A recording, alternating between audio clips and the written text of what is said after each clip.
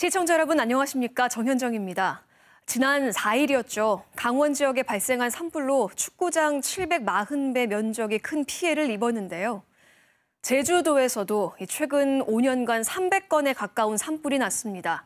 대부분 부주의로 인한 화재였다고 하는데 1년 중 가장 건조한 시기인 만큼 화재 예방에 각별히 유의하셔야겠습니다. 먼저 오늘 제주에서 준비한 주요 소식부터 전해드리겠습니다.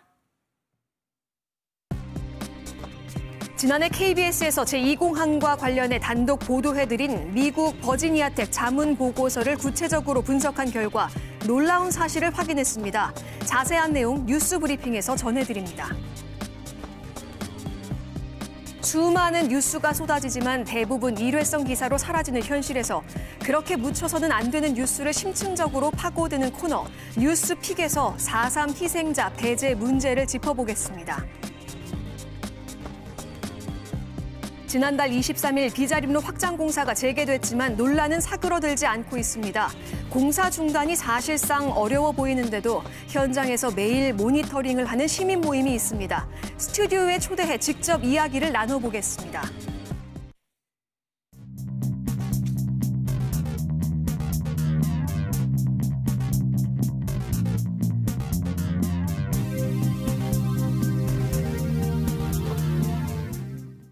오늘 하루 뉴스를 정리해드리는 뉴스브리핑 손보련입니다. 먼저 한 주간 시민들에게 큰 관심을 끌었던 영상부터 살펴보시죠. 지난 한 주 KBS 제주뉴스 페이스북에서 가장 화제가 됐던 영상은 지난 3일 7시 오늘 제주에서도 전해드린 SNS용 4.3 콘텐츠인데요. 4.3 나누고 기억하다 오인건 할아버지 편이 2만 명 이상에게 전달됐고 400명 넘는 사람들이 적극적인 관심을 보였습니다. 당시 3살이던 오인건 할아버지는 성산포 터진목 학살 현장의 유일한 생존자로서 평생을 트라우마에 시달리다 미술 치료를 받게 됐는데요. 그림으로 기억해낸 4.3의 슬픈 역사가 많은 사람들에게 공감을 이끌어냈습니다. 그 뒤를 이어 4.3 발발 초기 평화 해결의 기회를 살리지 못한 배경에는 미 군정이 있다며 4.3의 미국 책임론을 전한 뉴스도 관심을 모았습니다. 2,000명 넘는 사람들에게 전달됐고 140명이 적극적인 반응을 보였습니다. 제주도민이라면 꼭 알아야 할 오늘 제주의 시사용어를 살펴볼까요? 오늘은 일본 뇌염에 대해서 알아보겠습니다. 제주에서 올해 첫 번째로 일본 뇌염 매개 모기인 작은 빨간집 모기가 발견되면서 질병관리본부가 전국에 일본 뇌염 주의보를 발령했습니다. 작은 빨간집 모기가 뇌염 바이러스를 가지고 있는 돼지나 소, 말 등의 피를 빨아먹는 과정에서 바이러스에 감염되고 이 모기가 다시 사람을 물면서 바이러스가 인체에 침투해 뇌염을 일으킵니다. 사람이 뇌염 바이러스에 감염된 작은 빨간집 모기에 물리면 대부분은 증상이 없지만 일부는 급성 뇌염으로 진행돼서 10명 중 3명은 목숨을 잃거나 지적장애, 손발 마비 등의 후유증을 남기기도 합니다. 특별한 치료법이 없기 때문에 예방이 중요한데요. 유소화기에 예방접종을 꼭 하고요. 모기에 물리지 않도록 야외 활동 시 긴 소매 옷을 입고 모기 유충의 서식지가 될 수 있는 집 주변의 웅덩이 등 고인물을 없애는 것도 하나의 방법입니다. 제주공항 인프라 확충 사전 타당성 용역 과정에서 KBS는 용역진에서 외국 전문기관의 자문 의견을 누락했다는 보도를 전해드린 바 있죠. 누락된 데는 다 이유가 있었습니다. 제주공항을 확충하면 운항 횟수를 2배 이상 늘릴 수 있다는 분석 결과가 용역진에 제시됐던 것으로 확인됐습니다. 최승민 기자가 단독 보도합니다. 미국의 명문 대학인 버지니아 공대, 버지니아텍이 사전 타당성 용역진에게 보낸 자문 보고서. 미국 뉴욕에 있는 라과디아 국제공항의 사례를 제시했습니다. 라과디아 공항은 2개의 활주로가 옆으로 누운 열십자 또는 X자 모양을 갖추고 있습니다. 버지니아텍도 이 라과디아 공항이 제주국제공항과 유사하다며 분석 이유를 들었습니다. 자문 보고서를 보면 시계 비행, 조종사가 눈으로 보면서 직접 비행할 경우 시간당 80회의 운항을 처리할 수 있다고 기록됐습니다. 활주로 1개를 착륙 전용, 나머지 1개를 이륙 전용으로 하면 된다는 겁니다. 계기 비행, 어둠이나 안개, 악천후로 항공기의 계기에만 의존할 경우에도 시간당 62회에서 74회까지 가능하다고 설명합니다. 현재 제주공항의 시간당 항공기 운항 횟수 35회의 2배에 이르는 겁니다. 외국 전문기관의 자문 의견에 따르면 제주공항도 활주로를 비롯해 시설만 확충하면 항공기 운항 횟수가 훨씬 더 늘어날 수 있다는 것으로 분석되고 있습니다. 라과디아 공항처럼 남북 활주로 길이만 연장하면 2배 이상의 항공 수용 능력을 얻을 수 있다는 겁니다. 보조 활주로만 연장하면 비슷한 구조이기 때문에 최소 60회에서 이상은 충분히 운항할 수 있다고 봅니다. 외국 전문기관의 자문은 국토부의 과업 지시에 따라 이루어졌는데 사전 타당성 용역지는 해외 공항의 분석 사례까지 제시된 이 같은 내용을 아무것도 반영하지 않았고 최종 보고서에도 누락했습니다. KBS 뉴스 최승민입니다. 한일 어업협정이 장기간 결렬됨에 따라 갈치잡이배들이 원거리 조업에 내몰리면서 어려움을 겪고 있습니다. 급기야 어업인들이 정부의 대책을 호소하고 나섰지만 해결은 쉽지 않아 보입니다. 보도에 김가람 기자입니다. 항구에 빼곡히 들어선 어선들. 이맘때면 일본 이이지에서 갈치를 잡던 배들이지만 한일 어업협정 결렬로 조업에 나서지 못하고 있습니다. 지난달 기준 위판량과 위판액도 전년 대비 60% 안팎에 그쳤습니다.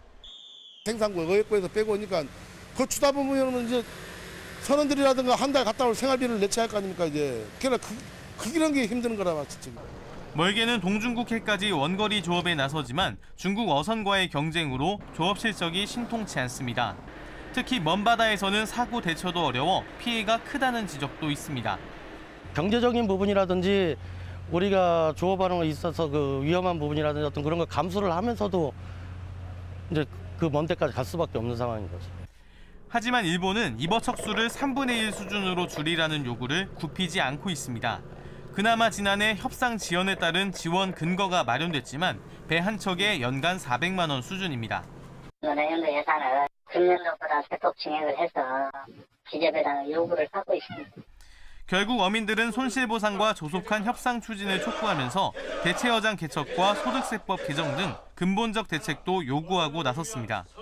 지금까지 정부를 믿고 어떠한 단체 행동이나 언론 보도도 사실상 자제해 왔습니다만 하지만 이제 더 이상 버틸 기력조차 없습니다.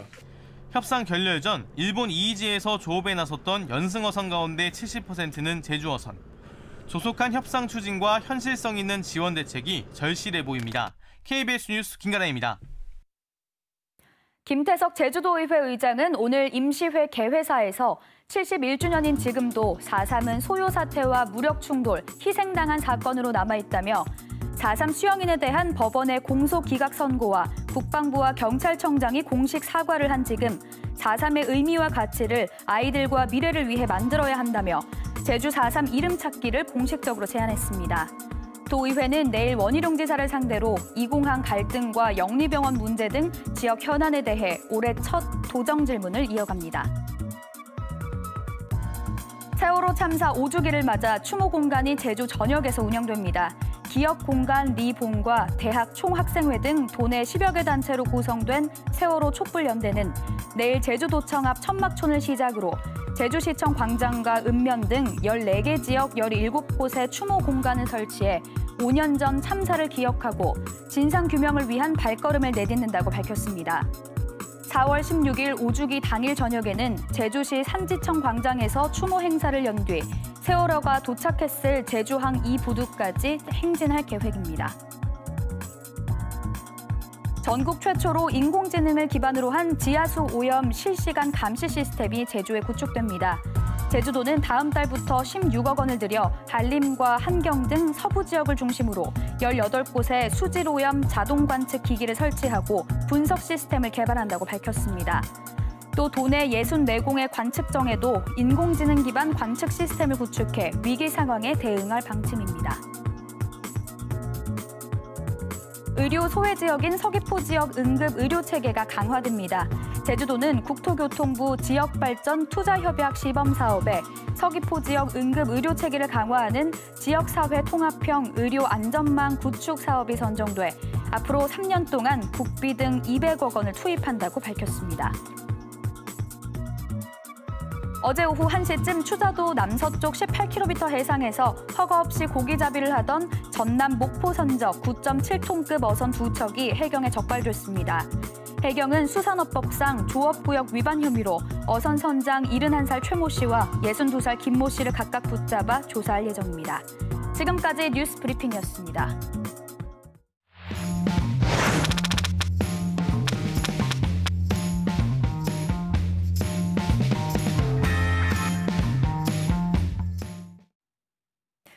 네, 쏟아지는 수많은 뉴스 속에 묻혀 일회성 기사로 사라져서는 안 되는 뉴스를 심층적으로 파고드는 코너 뉴스픽. 오늘은 4.3 71주년 추념식을 돌아보면서 매우 민감하면서도 중요한 문제, 4.3 희생자 인정 기준에 대해 짚어보겠습니다. 김익태 기자 나와 있습니다. 안녕하십니까? 네, 안녕하십니까? 네. 4.3 희생자 인정을 위한 이 기준을 확립하기까지 정말 치열한 갈등을 겪지 않았습니까? 앞서 말씀드렸지만 이런 민감한 주제를 지금 거론해야 하는 이유가 뭘까요? 네, 제주 4.3은 사실 그동안 반역의 역사였습니다. 대한민국의 역사로 재정립하는 과정에서 이 한국 정부에서 가장 역점을 둔 프로그램 가운데 하나가 바로 우리가 오늘 얘기할 이 주제인데요. 누가 희생자냐 아니냐를 결정하는 과정을 통해서 4.3의 진실을 규명하고 명예를 회복하겠다는 겁니다. 이 주제는 아까 도의회 의장도 말했지만 이 4.3 정명의 문제와도 직접적으로 연결되는 그런 주제이기도 합니다. 한번 역사를 돌이켜볼까요? 이 4.3 중앙위원회에서 첫 희생자 결정은 2002년에 있었습니다. 지난달까지 12차례 회의를 거쳐서 희생자 14,000여 명, 그리고 유족 64,000여 명을 공식 인정했습니다. 하지만 이 과정에서 인정을 받지 못한 사람도 꽤 됩니다. 유형은 한 3가지 정도로 압축할 수 있는데 불인정이죠. 중앙위원회까지 갔다가 인정이 되지 않는 경우고요. 인정을 했다가 취소한 경우도 있습니다. 또 신청했다가 중앙위원회까지 올라가지 않고 중간에서 철회한 경우, 이렇게 3가지인데 희생자인 경우에는 불인정이 78명, 취소 26명, 철회 1,172명이고 유족인 경우도 모두 합하면 한 1,800명이 넘습니다. 꽤 많은 숫자죠. 우리가 그동안 그 희생자 결정에만 힘을 기울이다 보니까 크게 주목하지 못했던 희생자 배제의 문제, 이 과정에서 큰 상처를 받고 있는 희생자와 유족의 이야기를 영상으로 보시겠습니다.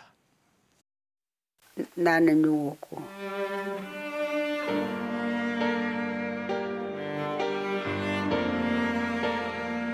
여기 우리 아버지 힘내진 아버지.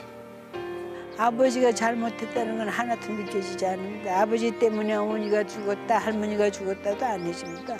세상이 그렇게 만들었지 절대로 우리 아버지는 참 이렇게까지 정말 무참하게 세상을 만들어 본 생각하면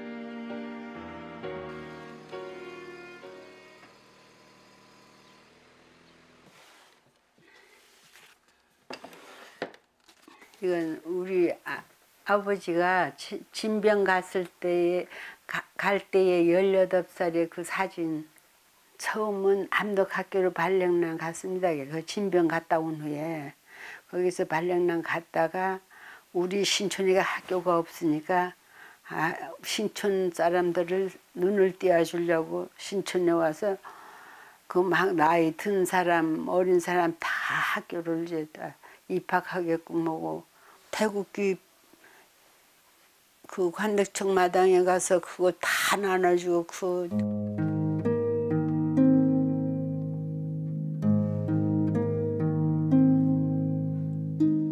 그때는 아버지가 학교 다니니까 그 선생님 딸이 막 이렇게 정말 모셔놨는데 가이들이 막 친으려고 해도 나가 부끄러워서 그 친구들하고도 막 멀리 하고 싶어 그냥 해나고.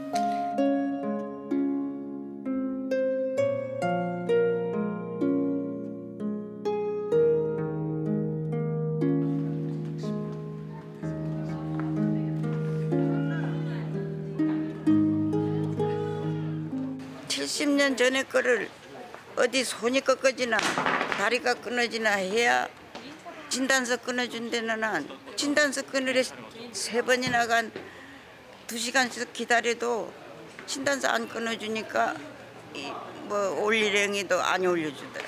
그난 아무만 임시가 골아봐도 소용이 없어. 오빠 숨겨놓은 데를 얘기하라고 하면서 이제 고문을 같이 당하셨습니다. 이건 노리기로 했어요. 서북청년들 연합문이 사건에 심심함이 막 툭툭 치고 눈 번쩍 잘 뜨고 보내냈어요. 어머니 죽이는 걸. 그러니까 그때부터 하룻밤에 잠자는 약 2방울 먹어도 1시간이나 반 시간밖에 못 자요. 울증약을 2방울씩 먹어도 아무 소용없어요. 막 떼쓰고 울고 불고 하다가 어느 날은 공중에 제 어린 이 마음속에 느낌이 제가 뿡 뜨는 거예요. 그 하는데 그냥 동시에 내가 떨어뜨리면서 자갈돌인지 뭐 바위돌인지 몰라가지고 내 떨어지는 그 등 위로 막 그냥 척추 2, 3학년 때까지도 제가 이렇게 서서 걷지를 못했어요. 이렇게 무릎 짚고 그 신고할 때에 할아버지 찾으러 다니다가 그 돌무더기에 넘어졌다는 그 얘기를 안 했기 때문에 2개의 불인정 받은 그거라고 얘기를 안 하셨었구나. 예.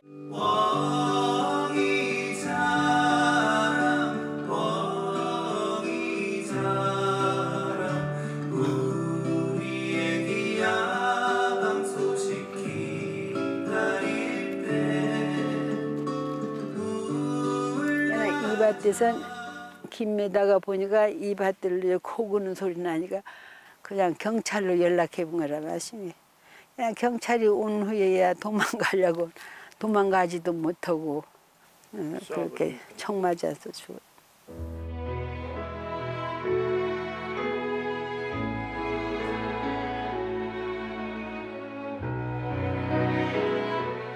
에이구 아침밥도 못 먹고 가근이 돌아가신 생각하면 나 그냥 가슴 아파.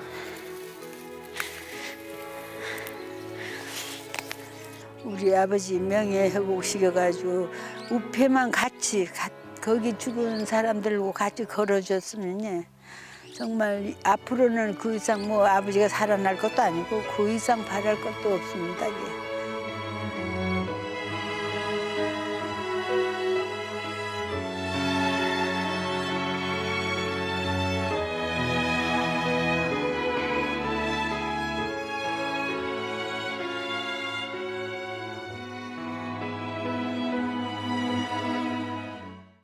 네, 참 가슴 아픈 사연입니다. 김남규 할머니께서 마지막에 하신 말씀이 4.3 평화공원에 위패라도 모셨으면 좋겠다라는 말씀을 하셨는데 봉안소에 이제 가족 위패까지 모셨다가 강제로 철거된 경우죠. 어떻게 이런 일이 있을 수 있는지 이해가 잘 가지 않는데요. 아까 말씀하셨던 그 취소인가요? 아니면 철회인 건가요? 예, 이 김 할머니 경우에는 철회에 해당됩니다. 신청을 했는데 희생자 인정되기 전에 철회를 했다는 건데 원래는 철회를 하면 본인이 신청서를 써야 되건 철회했다라고 하는 게 근데 지금 인터뷰에서 보셨지만 본인은 철회 신청을 한 적이 없다 뭐 이런 지금 이런 상황이고요. 근데 이 좀 더 깊숙이 들어가 보면 이 김 할머니 아버지가 무장대에서 간부급이라는 이유 때문에 사실은 제주도에서 철회를 좀 권유를 했던 것 같습니다. 이 문제를 가지고 일부 보수 진영에서는 지금까지 이 문제를 줄기차게 지금 제기하고 있는데 뭐 4.3 희생자로 인정된 사람 다 폭도다. 평화공원은 친북 좌파 양성소다. 불량 위패가 무려 1,500개가 넘는다. 뭐 이런 주장을 하고 있는데 이에 대해서 4.3 중앙위원회는 적법한 희생자 이런 논리로 대응하고 있습니다. 그 4.3 희생자 첫 인정을 앞둔 2002년 중앙위원회가 진통 끝에 의결한 희생자 심의 결정 기준에 근거한 주장인데요. 이 희생자에서 제외하는 대상을 정했습니다. 4.3에 직접적으로 책임이 있는 남로당 제주도당 핵심 간부 그리고 군경 진압에 적극 대응한 무장대 수괴급을 꼽고 있는데 그렇다 하더라도 이런 행위를 객관적으로 입증할 수 있는 구체적이고 명백한 증거 자료가 있어야만 배제할 수 있다 이렇게 명시해 놓은 상태입니다. 네. 양쪽 주장을 보면 뭐 도저히 합의하기가 어렵지 않나 하는 생각이 드는데 이게 그럼 앞으로도 쭉 평행선을 달릴 수밖에 없는 건가요? 네, 이 점이 상당히 좀 안타까운 점인데요. 그 당시 해방 직후의 혼란이 지금 70년이 지난 이 역사에도 그대로 반복되고 있다라는 지점인데 왜 우리가 역사의 희생자를 놓고도 아직도 증오와 적개심에서 벗어나지 못하고 있을까? 뭐 이런 현실을 참 안타깝게 생각할 수 없는 부분이기도 합니다. 그런데 좀 크게 봅시다. 양쪽 주장이 평행선을 달리는 것처럼 보이지만 이 두 진영이 바람직한 희생자, 그 순수한 희생자를 전제로 하고 있다는 겁니다. 그러니까 바람직한 희생자, 순수한 희생자를 전제해 놓고 그 희생자의 틀에 맞춰서 요구한다는 점에선 같은 입장이다. 이렇게 해석할 수 있습니다. 이게 무슨 말씀이냐면 좀 풀어서 설명드리면 자, 사전적 의미로 우리가 희생자라고 칭할 때는 이 사고나 뭐 이런 사건 등으로 애석하게 목숨을 잃은 사람을 말하죠. 그렇다면 4.3의 경우엔 학살한 자를 제외하고 억울하게 학살당한 사람들을 칭하는 말이 돼야 할 텐데 앞서 보신 것처럼 국가에서 인정하는 4.3 희생자 개념은 이와 좀 다릅니다. 이 대한민국 정체성 그리고 자유민주적 기본 질서라는 걸 전제로 깔죠. 그리고 이 두 가지 원칙을 훼손했다면 아무리 억울한 죽음이라 하더라도 희생자가 될 수 없는 이런 구조입니다. 자, 그럼 우리가 4.3과 많이 비교되는 광주 5.18과 한번 비교해 보죠. 우리가 군 진압에 적극 대응한 시민군을 우리가 어떻게 하고 있죠? 희생자로 인정하고 있지 않습니까? 네. 4.3 유공자로 5.18 유공자로 인정하고 있고요. 그런데 우리는 그런 부분에 다 아예 제외를 해버리거든요. 그러니까 제주 4.3의 완전한 해결을 가로막는 건 여전히 이념적 편견이라는 점을 어쩌면 극명하게 보여주는 사례가 아닌가. 뭐 이렇게 저는 조심스럽게 설명할 수 있겠습니다. 네, 그러니까 이 문제에 대해서만큼은 이념의 잣대를 들이대면 안 될 텐데요. 이 4.3이 대한민국 정부 수립 과정에서 빚어진 비극이라는 점에서 문제 해결이 더욱더 어려운 게 아닌가 하는 생각이 듭니다. 그렇습니다. 제가 이렇게 아무리 설명을 해도 뭐 정치적으로 보수적인 입장에서는 어떻게 그러니까 대한민국의 정통성을 부인한 거 아니냐 뭐 이런 식으로 설명하는데 이 얘기를 하다 보면 결국 남한 단독 정부 수립의 정통성에 대한 문제 제기로 이어지기 때문이죠. 그만큼 민감한 주제라는 뜻인데 우리가 하지만 국민국가라는 이런 이념을 생각하기 이전에 해방 직후에 한번 민초들, 당시 민중들의 요구를 한번 생각해 보시죠. 자유롭고 평등한 통일국가 수립에 대한 열망이 있었다는 점을 전제로 한다면 이 4.3 희생자 배제 문제도 해결의 실마리를 찾을 수 있지 않을까 이렇게 말씀드리고 싶습니다. 네, 세상이 바뀌었다고는 하지만 아직도 풀어야 할 과제가 많이 남아 보입니다. 우리가 함께 힘을 모아서 정의롭게 해결을 해야겠죠. 김 기자 수고하셨습니다. 네. 이 주제에 대해서 연속 대담을 마련했습니다. 내일은 희생자 결정을 둘러싸고 4.3 중앙위원회에서 어떤 일이 있었는지 그 속 이야기를 김종민 전 중앙위원회 전문위원으로부터 들어보고요. 모레는 이 문제를 올해 중요 연구과제로 정한 4.3 연구소 관계자와 함께 이야기 나눠보겠습니다. 지금까지 뉴스픽이었습니다.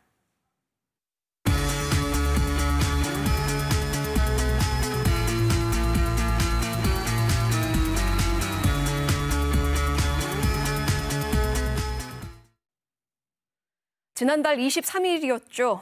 8개월간 중단됐던 비자림로 확장 공사가 다시 시작되는데요. 제주도는 2021년 7월까지 공사를 마무리한다는 계획입니다.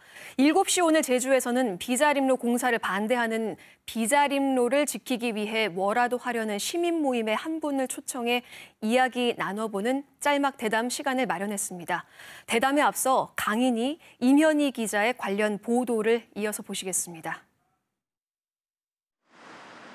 비자림로 확장 공사가 재개된 지 보름여 만에 비자림로 시민 모임이 도청 앞에 모였습니다.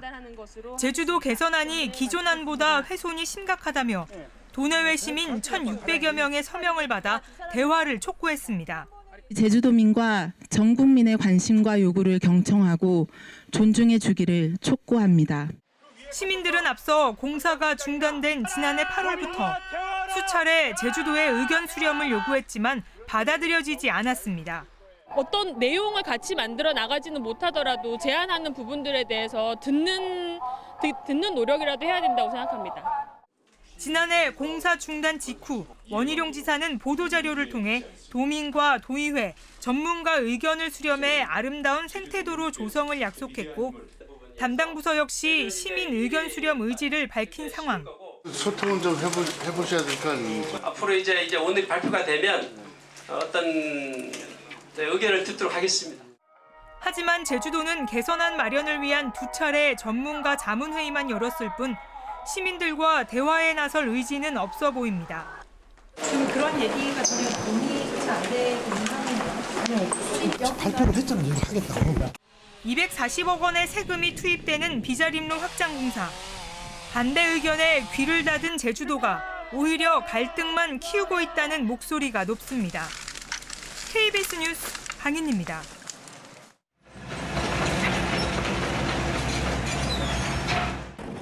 천미천 상류 교량 아래로 중장비가 진입합니다. 교량 공사를 진행하며 주변 나무 500여 그루가 베어졌고 하천 바닥도 파헤쳐졌는데 중장비가 지날 수 있도록 하천 바닥을 평평하게 다진 겁니다. 보름 사이 흙과 암석이 하천을 뒤덮으면서 기존 천미천의 흔적을 찾아보기 어렵게 됐습니다. 비자림로 도로 확장에 맞춰 기존 2차선인 제2대천교를 4차선으로 확장하는 공사인데 주민들은 공사로 인한 천미천 환경이 훼손될까 걱정합니다. 소풍까지 갔던 그런 추억이 그냥 살아있는 그런 장소죠. 안타깝게 하지 마시게 이 도로를 그 내창 우리가 봐왔던 그 내창 그대로 보존하면서 할 수 있는 방법은 없을까 아마 이런. 비자림로 확장 공사 재개로 우려했던 환경 훼손이 현실화됐다는 지적이 나옵니다. 장비들이 지나다니기 위한 길인데 딱 하루 정도 그 벌목된 나무들을 실크해서 사용됐어요. 환경훼손 최소화는 맞지 않는.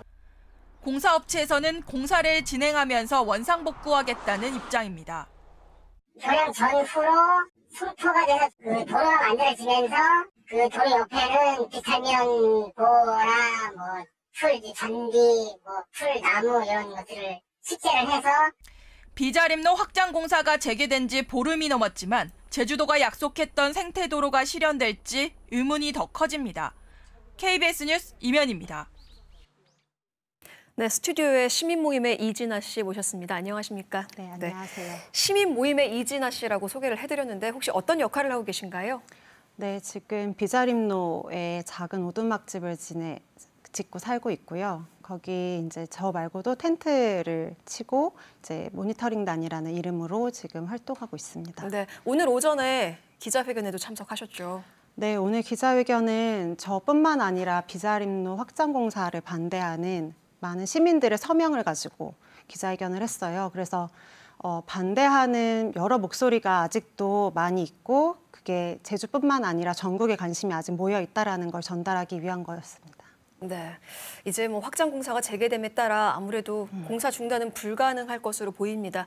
그럼에도 불구하고 시민 모임이 지금 매일매일 그 영상을 기록하고 있다고 들었습니다. 그렇게 하는 이유가 뭘까요?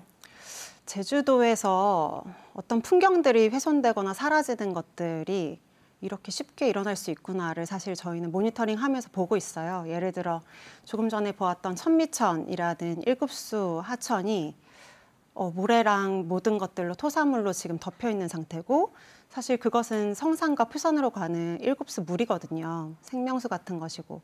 그리고 삼나무뿐만 아니라 자생숲, 바로 옆에 있던 자생숲도 500여 그루가 하루 만에 베어지는 것들을 목격했는데 이것은 공사 현장이나 직접적인 모니터링을 하지 않는 이상에는 알 수 없는 것들이라고 생각을 해요. 실제로 지금 펜스가 쳐져 있어서 저희도 펜스 안쪽으로 그 공간을 볼 수 있는 상황이기도 하고요. 네, 도로 확장을 두고 또 반대가 거세지니까 제주도가 개선안을 내놓았는데 도로폭을 줄이고 삼나무 벌채 면적을 줄이겠다고 했습니다. 일단 이 개선안 자체에 대해서도 생각이 좀 있으실 것 같아요. 네, 개선에 대해서는 사실 얘기할 게 되게 많은데요. 저희도 제주도정이 그 아름다운 경관도로와 생태도로라는 표현으로 지금 언론에서 얘기를 했을 때 좀 믿고 싶었어요. 왜냐하면 저희가 생각하기에는 지금 충분히 아름다운 도로였고 전국에서 손꼽히는 도로가 길이었거든요. 아름다운 길.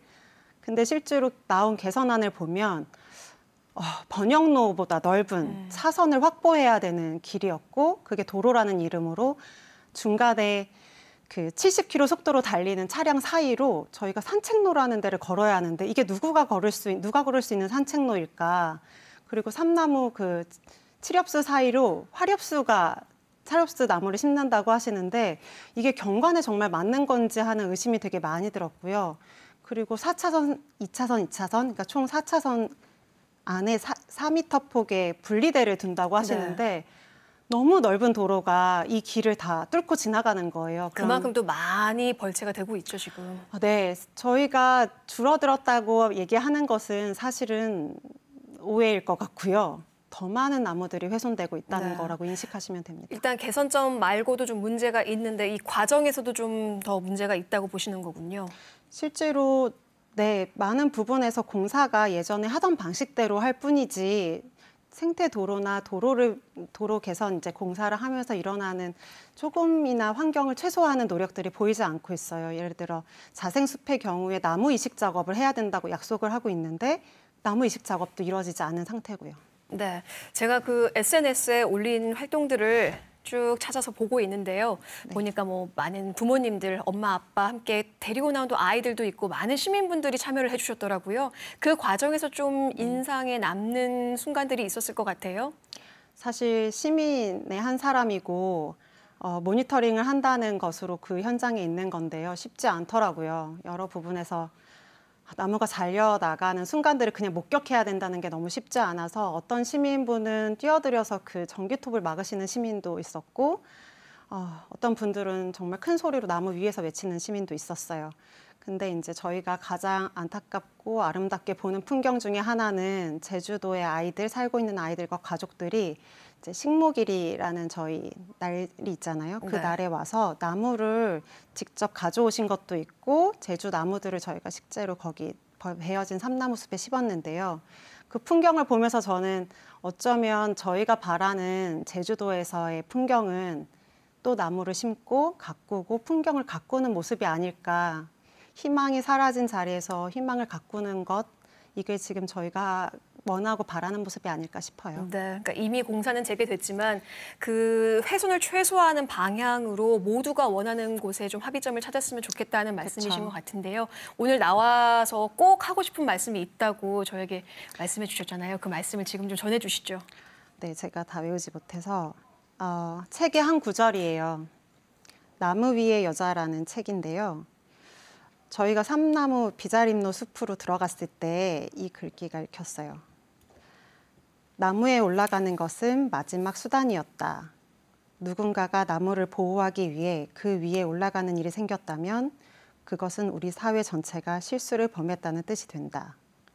그 지경까지 갔다면 소비자도 실수를 했고 기업도 실수를 했고 정부도 실수를 했다고 봐야 한다. 다시 말하면 숲의 친구들이 법정까지 가고 환경운동가들이 소비자들의 의식을 일깨우려고 애써왔지만 결국 아무런 성과가 없었다는 이야기다. 기업은 기업대로 땅 소유자로서의 책임을 방기해왔고 정부는 정부대로 법을 강화하려는 노력을 거부했다는 뜻인 것이다. 모든 노력이 숲으로 돌아갔을 때 사람들은 나무에 오른다. 네, 이 말씀에 또 하고 싶은 메시지가 함축적으로 담겨 있으리라 믿습니다. 오늘 나와주셔서 고맙습니다. 네, 감사합니다.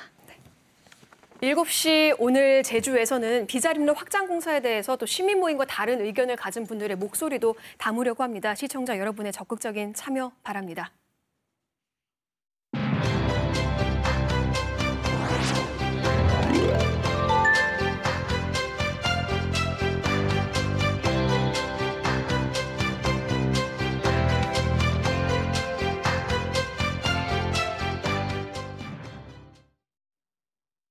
일곱 시 오늘 제주에서 본 세상은 어떤 세상일까요? 오늘은 4.3 71주년을 맞아 지난 한 주 동안 일본 오사카 현지를 취재하고 돌아온 하선아 기자와 함께 세상 이야기 나눠보겠습니다. 안녕하십니까? 네, 안녕하세요. 네, 일본 오사카에 다녀오셨죠? 제일 제주인들 이 4.3을 어떻게 기억하고 있던가요?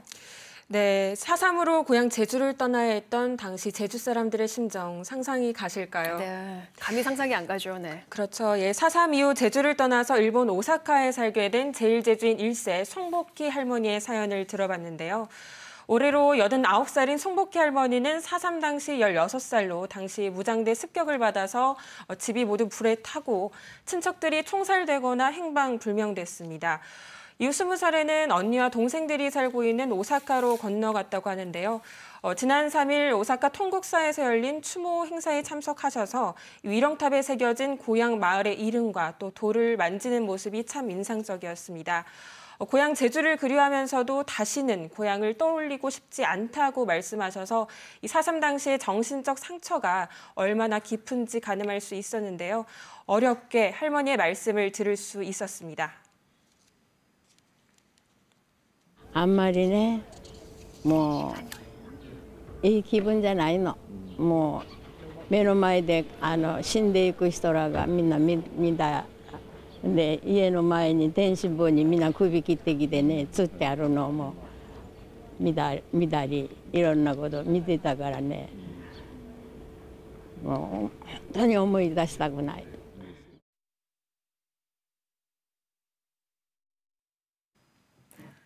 그런데 이 4.3 당시 일본으로 건너간 제주인들이 5천 명에서 최대 10,000명으로 추정된다고 했는데 희생자 인종이 많지 않아서 놀랐습니다. 100명도 채 안 되는 것 같던데요. 예, 그렇습니다. 일본에서 희생자로 신청해서 인정받은 사람은 75명뿐이고요. 또 유족은 870여 명에 불과합니다. 이 제주에서 중복 신청한 사례들도 있겠지만 이 제1동포 사회의 국적 문제를 우선 좀 이해할 필요가 있을 것 같은데요. 이 제1동포 가운데 아직도 많은 분들이 남한과 북한 또 일본 어느 나라 국적도 선택하지 않은 무국적자, 이른바 조선적이 많습니다. 이분들이 희생자로 인정받으려면 이 국적 문제부터 해결해야 하는 문제가 있고요. 또 한 가지 제1동포 사회는 우파 성격을 가진 제1본 대한민국 민단 세력과 좌파 성격을 가진 제1본 조선인 총연합회 세력이 혼재해 있습니다. 이 조청년 쪽에 속하는 분들의 경우에는 희생자 신고가 잘 안 되는 게 현실입니다. 그리고 마지막이 제일 중요하면서도 민감한 문제일 것 같은데요. 이 조총련계 가운데 무장봉기 주도 세력들이 많다는 사실일 겁니다. 제1제주인 2세로 일본에서 4.3 운동을 이끌고 있는 문경수 일본 리츠메이칸 대학 교수의 이야기를 들어봤습니다. 그 희생자 선별에 관한 문제를 좀 해결해야 할 것 같아요. 그러니까 지금 극히 소수인데 아직 그 한전 지도부라 할까, 그러니까 4.3 무장봉기에 나선 그 무장대들이 희생자를 인정을 못하고 있거든요. 그 문제는 제주도에서는 그렇게 큰 문제로 두드러지지 않고 있는데 일본에서는 좀 절실해요. 특히 그 조청년 분들의 4.3을 좀 널리 알리려면 그 문제를 좀 해결을 해야 할 것 같습니다. 네. 그럼에도 불구하고 올해 이 4월 3일 추모 행사는 큰 의미가 있다고요. 예, 그렇습니다. 일본 오사카에서는 1998년 첫 위령제를 시작으로 그동안 4월 말에 위령제를 지내왔습니다. 하지만 올해에는 4월 3일 당일에도 추모 행사가 열렸는데요. 이 오사카에서는 지금까지 임시 장소를 빌려서 위령제를 열어오다가 70주년인 지난해에 통곡사란 사찰에 위령비를 건립하면서 추모 공간을 마련했기 때문입니다. 유족들에게는 언제든지 와서 추모를 할 수 있는 또 하나의 제주가 생겼다는 데서 의미가 있겠고요. 또 한 가지는 화합의 의미입니다. 3일에 열렸던 추모 행사에는 주 일본 대한민국 총영사관과 대한민국 민단, 또 조총련 관계자들이 모두 참석한 가운데 불교식으로 치러졌습니다. 보이지 않는 분단선이 존재하는 제1동포 사회에서도 이 4.3이란 벽을 조금씩 허물고 있다는 사실을 느낄 수 있었는데요. 1980년대부터 제1제주인 2세들이 중심이 돼 진행해온 일본에서의 4.3 운동은 이제 다음 세대 전승 문제로 고민이 깊어지고 있습니다. 제1제주인의 시각에서 4.3 만화도 제작할 계획이라고 하는데요. 오광현 제1본 제주 4.3 유족회장님의 이야기를 들어보겠습니다. 77년 오사카 4월달에 열린 위령제는 민단 조청년 도민협회도 후원해 주셨어요. 근데 위령비도 마찬가지인데 위령비는 이름까지 나올 수 없었어요. 그래도 실질적으로 민단도 조청년도 협조해 주셨어요. 그러니까 우리는 제주 4.3은 우리 제1동포는 삼팔 수 없는 분단 사회인데 제주 4.3은 남과 북이 관계없이 하나가 되어가지고 앞으로 제주 4.3 운동하고 싶어요. 네, 앞서 이 뉴스픽에서는 희생자의 일부를 배제한 채 치러지는 제주 위령제를 점검해 봤는데 일본에선 모든 죽은 자들을 초대해서 위령제를 열고 있다는 소식이 참 인상적입니다. 네, 하선아 기자 오늘 소식 잘 들었습니다. 고맙습니다. 수고하셨습니다.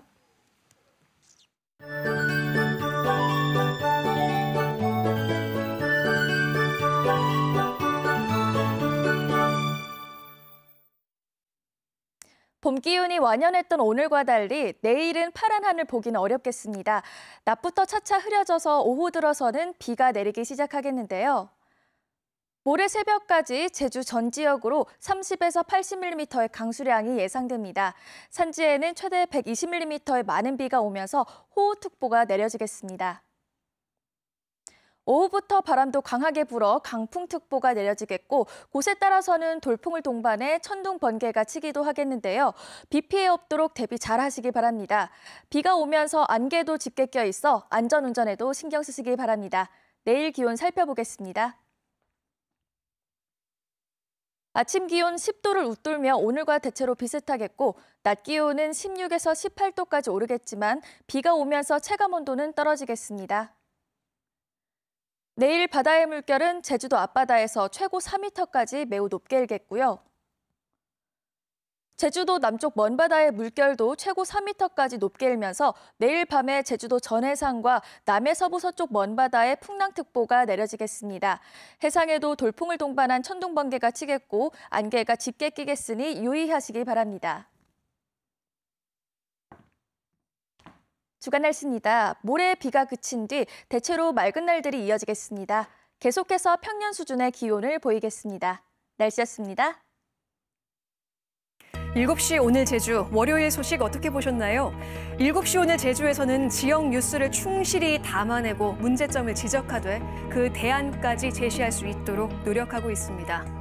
시청자 여러분의 참여로 완성되는 프로그램인 만큼 적극적인 제보와 다양한 의견 부탁드립니다. 내일도 다양한 뉴스와 함께 저녁 7시 여러분의 안방으로 찾아뵙겠습니다.